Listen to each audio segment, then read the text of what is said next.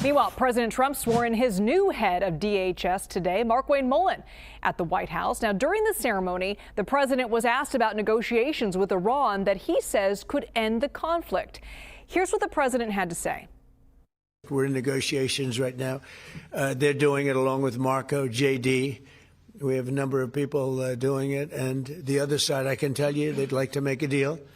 And who wouldn't if you were there? Look, their Navy's gone, their Air Force is gone, their communications are gone. That's the biggest problem. It's very hard to communicate them between themselves. Let's go live now to the White House and CBS News reporter Olivia Rinaldi. Olivia, what more did the president reveal about negotiations with Iran? Well, Liz, it's good to see you. The president said that these negotiations are being held by the Vice President, J.D. Vance, Secretary of State Marco Rubio, the Special Envoy Steve Witkoff, and the president's son-in-law Jared Kushner.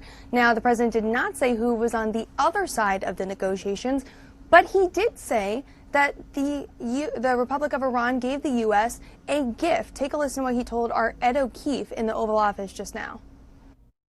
I don't trust anyone. Why bother? Why do you say that? Why do you say what makes you trust? Do you think I trust them? I don't trust them. Then why bother talking to them? Because they're going to make a deal. They're going to make a deal. They did something yesterday that was amazing, actually. They gave us a present, and the present arrived today. And it was a very big present worth a tremendous amount of money. Worth a tremendous amount of money, but did not explain exactly what that gift is. And this comes as a bit of a surprise, especially as the president announced yesterday that there were negotiations happening between the U.S. and Iran, but very little details on exactly who and what the negotiations pertain to, and whether they were just preliminary conversations or perhaps ceasefire conversations. As we are on day 26 of this conflict, the Strait of Hormuz is still largely closed. The price of oil has continued to skyrocket, and the price of gas here in the United States is nearing $4. So the president still expressing confidence and optimism and seeming very pleased at what this gift is that he is not elaborating on at the moment. Yeah, it'll be interesting to see if he eventually reveals what that gift is, Olivia. Switching gears here for a second, the president was also asked about the fight over DHS funding that's, we just saw, causing travel turmoil at airports across the country.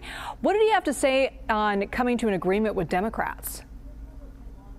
Well, there appears to be some type of movement today towards somewhat of an agreement. There were GOP senators here yesterday meeting with the president. Senator Katie Britt of Alabama yesterday said, I think we're getting close to a deal.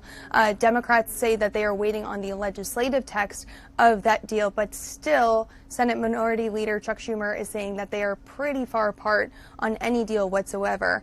What Democrats are still asking for includes those no judicial warrants, no face masks for ICE officers, and an agreement not to go into churches and schools, which was the previous policy of ICE and Immigration Services. But President Trump said today that he will look good and hard at the Republican proposal to end the shutdown, to allow TSA agents to get paid, because as a reminder, they have not gotten paid in 2 months, and they're going to miss another paycheck on Friday. But the president says he may not be happy with this deal, saying that, quote, any deal they make, I'm pretty much not going to be happy with it, saying that Democrats had broken the deal that he had with them earlier this year.